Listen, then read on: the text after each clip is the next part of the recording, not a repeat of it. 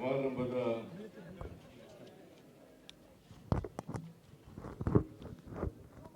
ಅಧ್ಯಕ್ಷತೆ ವಹಿಸಿರ್ತಕ್ಕಂಥ ಮಾಜಿ ಮುಖ್ಯಮಂತ್ರಿಗಳು ಲೋಕಸಭಾ ಸದಸ್ಯರು ಆದಂಥ ಶ್ರೀ ಬಸವರಾಜ ಬೊಮ್ಮಾಯಿ ಅವರ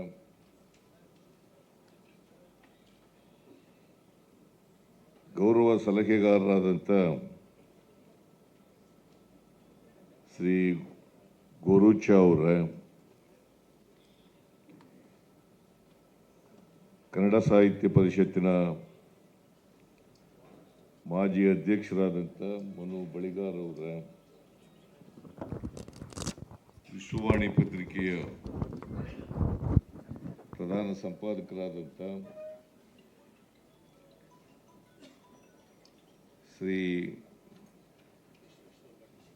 ಮನು ವಿಶ್ವೇಶ್ವರ ಭಟ್ ಅವರ ರಮಣಶ್ರೀ ಪ್ರತಿಷ್ಠಾನ ಮತ್ತು ರಮಣಶ್ರೀ ಸಮೂಹ ಸಂಸ್ಥೆಗಳ ಅಧ್ಯಕ್ಷರಾದಂಥ ಎಸ್ ಷಡಕ್ಷರಿಯವರ ಅಖಿಲ ಭಾರತ ಶರಣ ಸಾಹಿತ್ಯ ಪರಿಷತ್ತಿನ ಅಧ್ಯಕ್ಷರಾದಂಥ ವಿ ಸೋಮಶೇಖರ್ ಅವರ ಶ್ರೀ ರಾಜೂರವರ ವೇದಿಕೆ ಮೇಲಿರ್ತಕ್ಕಂಥ ಇತರ ಆಹ್ವಾನಿತ ಗಣ್ಯರ ಇಲ್ಲಿ ಭಾಗವಹಿಸಿರ್ತಕ್ಕಂಥ ಆತ್ಮೀಯ ಬಂಧು ಭಗಿನಿಯರ ಮಾಧ್ಯಮದ ಗೆಳೆಯರೇ, ಇವತ್ತು ಅಖಿಲ ಭಾರತ ಶರಣ ಸಾಹಿತ್ಯ ಪರಿಷತ್ತು ಮತ್ತು ರಮಣಶ್ರೀ ಪ್ರತಿಷ್ಠಾನ ಇವೆರಡೂ ಸೇರಿ ರಮಣಶ್ರೀ ಶರಣ ಪ್ರಶಸ್ತಿ ಪ್ರದಾನ 2024 ಹಮ್ಮಿಕೊಂಡಿದ್ದಾರೆ. ಕಳೆದ ವರ್ಷವೂ ಕೂಡ ನಾನು ಈ ಕಾರ್ಯಕ್ರಮದಲ್ಲಿ ಭಾಗವಹಿಸಿದ್ದೆ. ಬಸವರಾಜ ಬೊಮ್ಮಾಯಿ ಅವರು ಕೂಡ ಬಂದಿದ್ದರು ಆ ಕಾರ್ಯಕ್ರಮಕ್ಕೆ. ಈ ಸಾರಿನೂ ಬಂದಿದ್ದಾರೆ. ನನಗೆ ಬರಲೇಬೇಕು ಅಂತೇಳಿ ವಿಶ್ವೇಶ್ವರ ಭಟ್ ಅವರು ಮತ್ತು ಷಡಕ್ಷರಿಯವರು ಬಂದು ಕರೆದಿದ್ದರು. ಹಾಗಾಗಿ ಸಾಮಾನ್ಯವಾಗಿ ಬಸವಣ್ಣನವರ ಕಾರ್ಯಕ್ರಮಕ್ಕೆ ನಾನು ತಪ್ಪಿಸ್ಕೊಳ್ಳಲ್ಲ. ಶರಣ ಸಾಹಿತ್ಯ ಅಂತಂದರೆ ಬಸವಾದಿ ಶರಣರಿಂದ ಮೂಡಿ ಬಂದಂಥ ಒಂದು ಸಾಹಿತ್ಯ. ಹಾಗಾಗಿ ನಾನು ಯಾವ ಕಾರಣಕ್ಕೂ ಕೂಡ ಬಸವಾದಿ ಶರಣರ ಕಾರ್ಯಕ್ರಮ ಇದ್ದರೆ ಆ ಕಾರ್ಯಕ್ರಮಕ್ಕೆ ತಪ್ಪದೇ ಬರ್ತೇನೆ. ಆಮೇಲೆ ಬಸವಣ್ಣವರ ವಿಚಾರಗಳಿದ್ದಾವಲ್ಲ, ಅವರ ತತ್ವಾದರ್ಶಗಳಿದ್ದಾವಲ್ಲ, ಅವುಗಳನ್ನು 100ಕ್ಕೆ 100 ಪಾಲನೆ ಮಾಡೋಕ್ಕಾಗದೇ ಇದ್ರೂ ಕೂಡ ಪಾಲನೆ ಮಾಡ್ತಕ್ಕಂಥ ಪ್ರಯತ್ನವನ್ನು ಮಾಡ್ತೇನೆ ಅಂತಕ್ಕಂಥ ಮಾತುಗಳನ್ನು ಈ ಸಂದರ್ಭದಲ್ಲಿ ಹೇಳಲಿಕ್ಕೆ ಬರುತ್ತೆ. ಇವತ್ತು ರಮಣಶ್ರೀ ಶರಣ ಪ್ರಶಸ್ತಿ ಪ್ರದಾನ ನಡೆದಿದೆ. ಈ ಪ್ರಶಸ್ತಿ ಪುರಸ್ಕೃತರಿಗೆ ಎಲ್ಲ ಪ್ರಶಸ್ತಿ ಪುರಸ್ಕೃತರಿಗೆ ಕಿರಿಯರು ಮತ್ತು ಹಿರಿಯರು 2 ಭಾಗ ಮಾಡಿದ್ದೀರಿ. ಕಿರಿಯರು ಒಂದು ಭಾಗ ಮಾಡಿದ್ದೀರಿ, ಹಿರಿಯರು ಒಂದು ಭಾಗ ಮಾಡಿದ್ದೀರಿ. ಅವರಿಗೆ ಎಲ್ಲ ಪ್ರಶಸ್ತಿ ಪುರಸ್ಕೃತರಿಗೆ ಅಭಿನಂದನೆಗಳನ್ನು ಹೇಳಲಿಕ್ಕೆ ಬಯಸ್ತಾರೆ. ಅವರೆಲ್ಲರೂ ಕೂಡ ಹಿರಿಯರಿಗೂ ಬಹಳ ಸಮಯ ಇದೆ.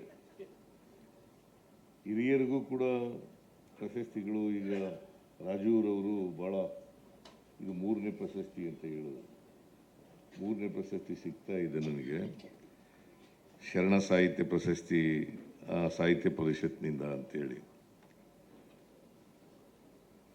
ಅವರು ಇನ್ನೂ ರಿಟೈರ್ಡ್ ಆಗಿದ್ದಾರೆ, 74. ಆರೋಗ್ಯ ಚೆನ್ನಾಗಿದೆ. ಗುರುಚ್ ಅವರು 96. ಇವರೆಲ್ಲರೂ ಕೂಡ 100 ವರ್ಷದ ಮೇಲೆ ಬಾಳೋರು. ಗುರುಚ್ ಅವರಂತೂ 100 ಮೇಲೆ ಬಾಳ್ತಾರೆ. ಮಹಾತ್ಮ ಗಾಂಧೀಜಿಯವರು ಒಮ್ಮೆ ಏನಂತ ಹೇಳಿದ್ರು ಗೊತ್ತಾ, ಅವರ ಅಭಿಮಾನಿಗೆ ಒಂದು ಪತ್ರ ಬರೆದಿದ್ರು ಅವರು, ಮಹಾತ್ಮ ಗಾಂಧೀಜಿಯವರಿಗೆ, ನೀವು 100 ವರ್ಷ ಬಾಳಿ ಅಂತ ಅವರ ಅಭಿಮಾನಿ ಒಬ್ಬರು ಒಂದು ಪತ್ರ ಬರೆದಿದ್ರು.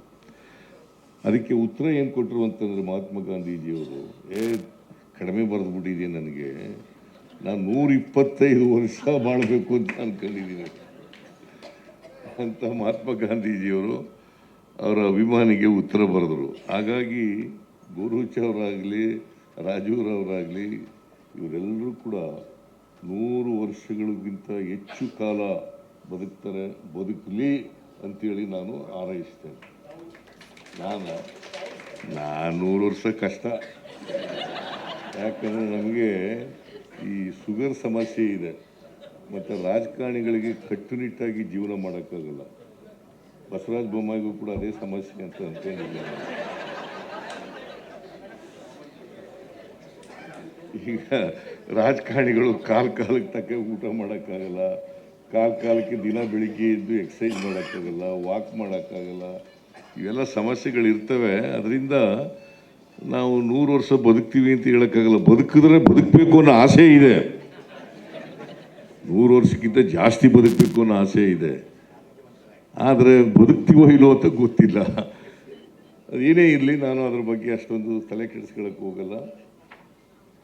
ಅವರಿಗೆ ಆಯುಸ್ಸು ಆರೋಗ್ಯಗಳು ಎಲ್ಲರೂ ಪುರಸ್ಕೃತರಿಗೆ ದೊರಕಲಿ ಅಂತೇಳಿ ನಾನು ದೇವರಲ್ಲಿ ಪ್ರಾರ್ಥನೆಯನ್ನು ಮಾಡುತ್ತೇನೆ.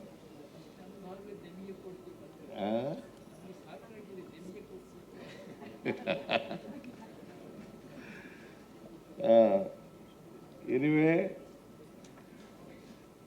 ಈ ಶರಣ ಸಾಹಿತ್ಯ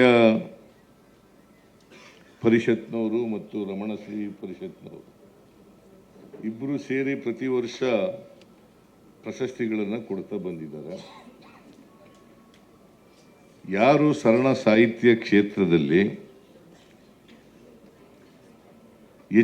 ಹೆಚ್ಚು ಕೆಲಸ ಮಾಡ್ತಾರೆ, ಪ್ರಾರಂಭ ಮಾಡಿದ್ದಾರೆ, ಸಾಹಿತ್ಯ ಕೆಲಸ ಮಾಡ್ತಾರೆ, ಅವರನ್ನು ಪ್ರೋತ್ಸಾಹಿಸ್ತಕ್ಕಂಥದ್ದು ಭಾಳ ಉತ್ತಮವಾದಂಥ ಕೆಲಸ. ಯಾಕಂದರೆ ಪ್ರೋತ್ಸಾಹಿಸಬೇಕು. ಬಸವಾದಿ ಶರಣರ ವಿಚಾರಗಳಿದ್ದಾವಲ್ಲ, ಇಡೀ ಜಗತ್ತಿಗೆ ತಲುಪಬೇಕು. ಅವು ಬರೀ ನಮಗಷ್ಟಕ್ಕೆ ಸೀಮಿತವಾಗಿ ತಲುಪೋದ್ರ ಸಾಲದಿಲ್ಲ, ಅವು ಇಡೀ ಜಗತ್ತಿಗೆ ತಲುಪಬೇಕು. ಮತ್ತು ಬಸವಾದಿ ಶರಣರು ವಿಚಾರಗಳಿದ್ದಾವಲ್ಲ, ಅದನ್ನು ಜೀವನದಲ್ಲಿ ಅಳವಡಿಸ್ಕೊಳ್ತಕ್ಕಂಥ ಪ್ರಯತ್ನವನ್ನು ನಾವು ಮಾಡಿದಾಗ ಮಾತ್ರ ಬಸವಾದಿ ಶರಣರಿಗೆ ಗೌರವವನ್ನು ಸಲ್ಲಿಸಿದಾಗ್ತದೆ. ಇದನ್ನು ಪ್ರತಿಯೊಬ್ಬರು ಕೂಡ ಮಾಡಬೇಕು. ಬಸವಣ್ಣ ಮತ್ತು ಅವರ ಅನುಯಾಯಿಗಳು ಅವರ ಕೊಡುಗೆ ಇದೆಯಲ್ಲ, ನಮ್ಮ ಸಮಾಜಕ್ಕೆ ಅಪಾರವಾದಂಥ ಕೊಡುಗೆ ಕೊಟ್ಟಿರ್ತಕ್ಕಂಥದ್ದು, ಅಪಾರವಾದಂಥ ಕೊಡುಗೆ. ಯಾಕಂದರೆ ನಮ್ಮ ಸಮಾಜದಲ್ಲಿ ಹೇಳಿ ಕೇಳಿ ಜಾತಿ ವ್ಯವಸ್ಥೆ ಇದೆ. ಆ ಜಾತಿ ವ್ಯವಸ್ಥೆಯಿಂದ ಲಕ್ಷಾಂತರ ಜನ ಅಕ್ಷರ ಸಂಸ್ಕೃತಿಯಿಂದ ವಂಚಿತರಾದ.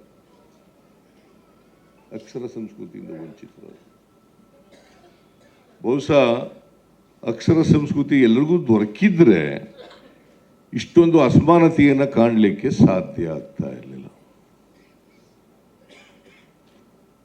ಅದಕ್ಕೆ ಬಾಬಾ ಸಾಹೇಬ್ ಅಂಬೇಡ್ಕರ್ ಅವರು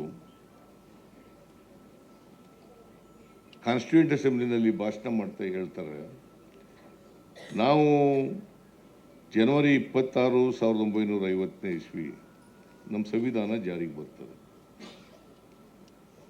ಆ ಜಾರಿಗೆ ಬಂದಾಗ ನಾವು ವೈರುಧ್ಯತೆ ಇರ್ತಕ್ಕಂಥ ಸಮಾಜಕ್ಕೆ ಕಾಲಿಡ್ತಾ ಇದ್ದೀವಿ.